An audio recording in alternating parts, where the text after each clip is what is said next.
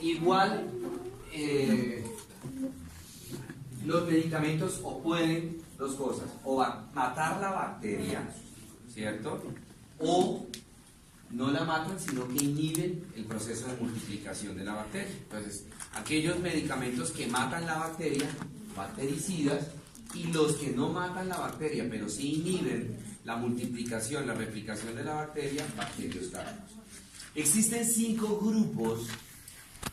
grupos de medicamentos antibacterianos. La gran ventaja que tenemos es que el nombre del grupo o de la familia me está diciendo la función, ¿sí? Entonces el primer grupo van a ser los inhibidores de la síntesis de ácido fólico.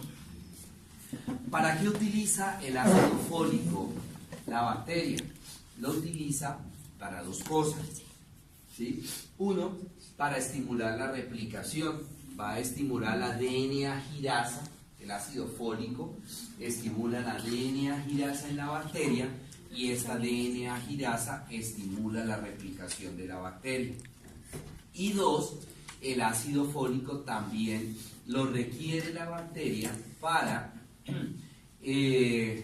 a través de este ácido fólico como una de las fuentes de energía para la bacteria.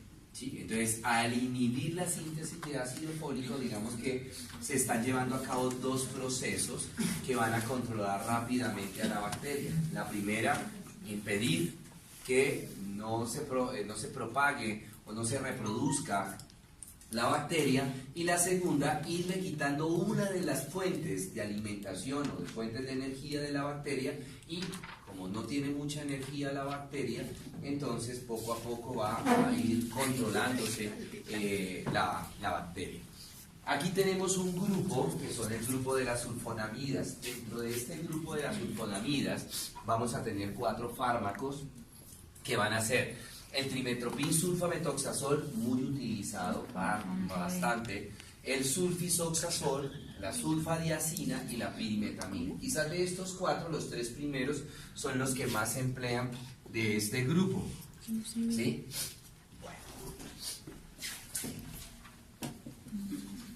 Muy bien. Pasemos al segundo grupo. Es que después no pueden ver allá, por eso no la había apagado. Vamos a ver la segunda familia de medicamentos, que se llama los inhibidores de la síntesis de DNA o de la DNA girasa. Estos son medicamentos que directamente van a bloquear la DNA girasa, directamente, no necesitan intermediarios como es el ácido fólico, ¿cierto? Sino que ellos directamente van a bloquear la DNA girasa. Pues ya ustedes saben lo que va a suceder, pues se va a bloquear el proceso de replicación o de reproducción de la bacteria. Este grupo de medicamentos, tenemos las fluoroquinolonas. Ahorita cuando ustedes vean los medicamentos, los fármacos, los van a identificar inmediatamente. Se han especializado, más que todo, o lo utilizamos mucho, que tienen una alta afinidad, tienen una alta sensibilidad hacia infecciones del tracto genitourinario, ¿sí? Aunque podemos utilizarlas no necesariamente en infecciones urinarias o en enfermedades de transmisión sexual, las podemos utilizar también de pronto en infecciones del tracto gastrointestinal, ¿sí? Pero digamos que en muchas ocasiones como primera línea para una infección de vías urinarias, o, vuelvo a reiterar, para algunas enfermedades de transmisión sexual como la sífilis, como la blenorragia, este grupo de fármacos también son muy buenos. Bueno, no tengo nombres. ¿Sí? ¿Me suena alguno de ellos? Yo creo que los más, la ciprofloxacina y la norfloxacina son las más utilizadas, ¿cierto? Bueno. Pregunta, bueno, Pedro, sí le llegó estas, que son los inhibidores de la síntesis de proteínas. Ok, esos inhibidores de la síntesis de proteínas lo vamos a dividir en 2 subgrupos. El primer subgrupo son inhibidores de la síntesis de proteínas tipo aminoglucósidos o aminoglicósidos. Como el nombre me lo indica, la función de estos medicamentos es bloquear en la bacteria el sitio donde la bacteria va a empaquetar las proteínas, donde la bacteria va a formar las proteínas. Y esa parte de la célula se llama el ribosoma. Entonces, este grupo de fármacos, lo primero que tenemos que decir es que me va a bloquear la subunidad ribosomal. Lo pueden hacer a través de dos partes. O me bloquea la subunidad ribosomal 30S, o me bloquea la subunidad ribosomal 50S. Ahorita miramos quién bloquea la 30S y quién bloquea la 50S. En estos dos sitios específicamente, en la subunidad ribosomal 30S y 50S, es donde, los que están charlando, cuéntenme, ¿hay que hacer en qué parte? En los sitios de la subunidad ribosomal 30S y 50S específicamente, es donde se forman, es donde se empaquetan las proteínas que se deben formar en el proceso de replicación. Es decir, se estimula la DNA girasa. La DNA girasa es la que ocasiona que la doble cadena helicoidal de DNA de la bacteria se desenrolle y me queden dos filamentos de cromatina, ¿cierto? Para replicarse tiene que haber una estructura, a ver si ustedes se acuerdan, tiene que haber una estructura que me lleve el chisme, yo siempre utilizo esa palabra, que me lleve el chisme de cómo está la secuencia de esas proteínas que vamos a llamar ácidos nucleicos. ¿Quién es esa estructura encargada de llevar el chisme, de tomar la foto, de tomarle la fotocopia? Entonces, este grupo de medicamentos, los dos grupos que vamos a ver grandes, me van a bloquear la subunidad ribosomal, o ya sea 30S o ya sea 50S, que es el sitio donde se van a empaquetar las proteínas que va a transportar el RNA transportador o el RNA mensajero, es decir, que me bloquea o me impide la formación del RNA mensajero o del RNA transportador. ¿Sí? Este es el grupo de medicamentos. Este grupo de fármacos son muy buenos, ¿sí? Los aminoglucósidos son muy buenos, pero tienen una gran desventaja. ¿Y cuál es? Que son altamente hepatotóxicos, nefrotóxicos y ototóxicos. De tal manera que este grupo de fármacos no son primera línea de tratamiento. Es decir, si yo tengo un paciente con una infección urinaria, si yo tengo un paciente con una infección del tracto respiratorio, ya sea alto o bajo, no pienso entrar en este grupo de fármacos, aunque los medicamentos que están ahí son muy potentes, son muy buenos. ¿Por qué no? Porque son caros. No, caros no, no digo que sea caro. El problema es que son nefrotóxicos, hepatotóxicos y ototóxicos. ¿Sí? ¿Señor? Oído. Producen hipoacusia.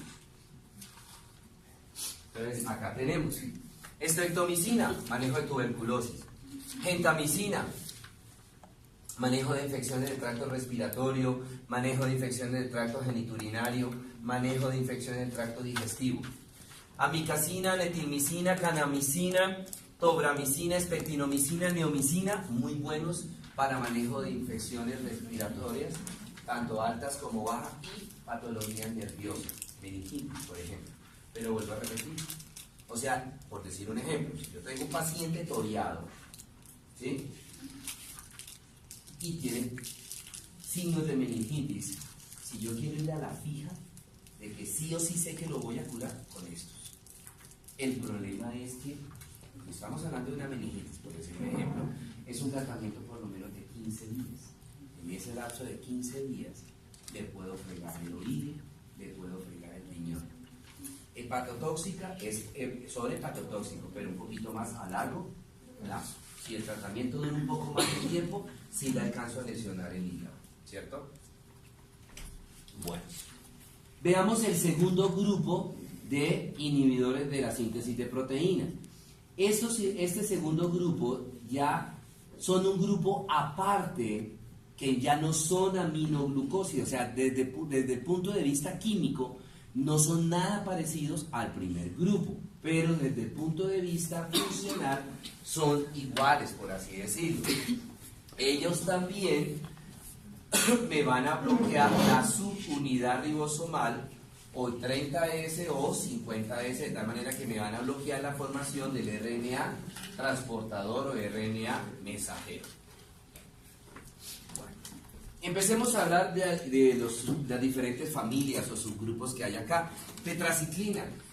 Las tetraciclinas no solamente son uno de los fármacos más antiguos, ¿sí? Después de la penicilina, que fue el primer antibiótico que se formó, las tetraciclinas fueron las segundas o los segundos antibióticos que aparecieron en el mercado.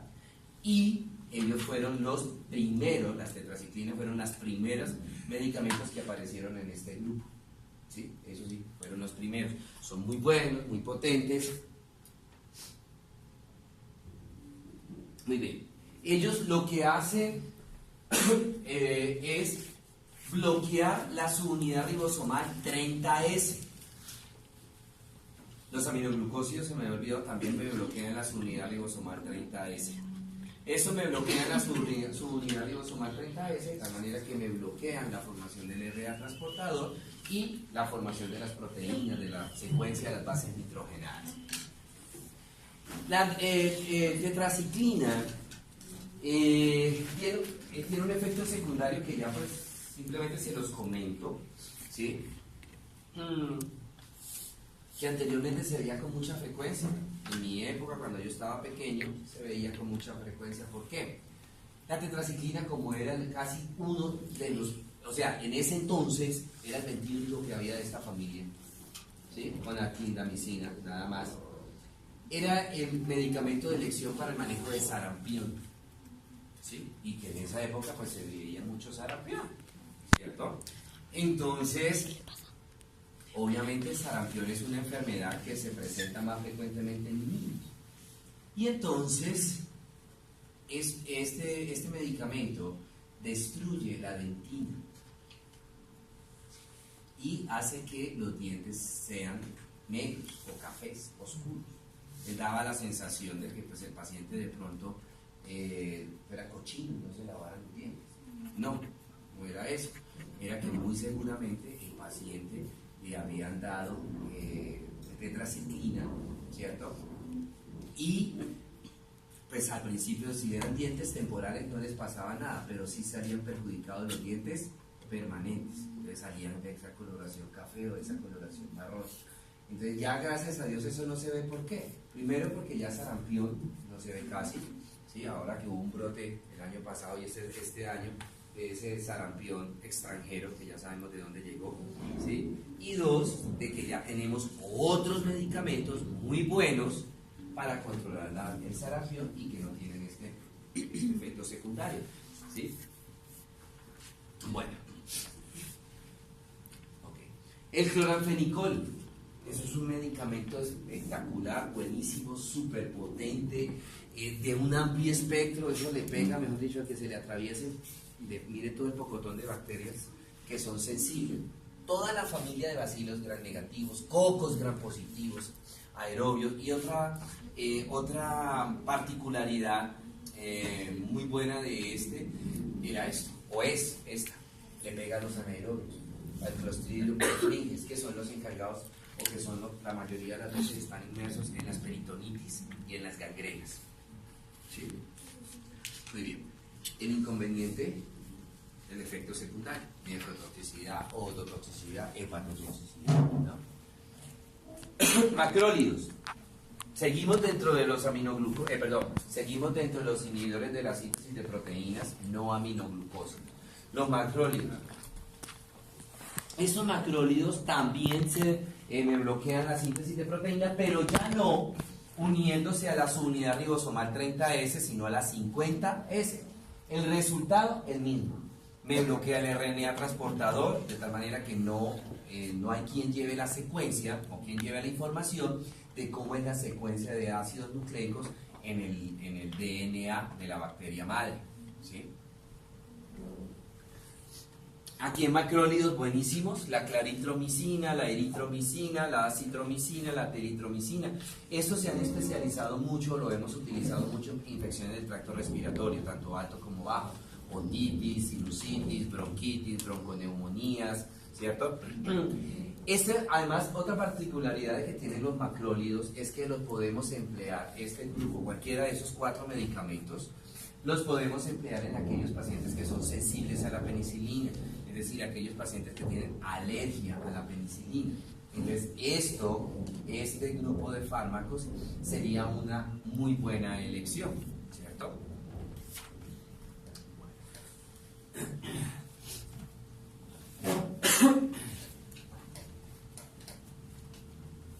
Lincosamidas.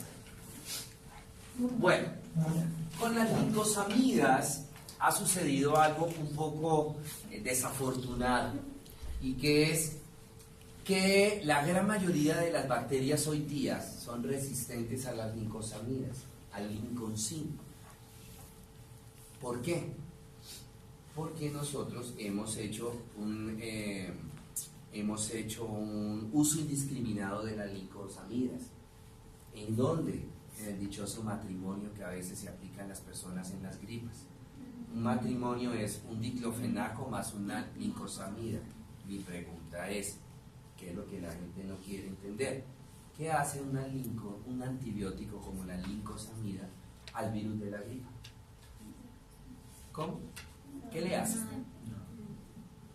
¿Qué le hace?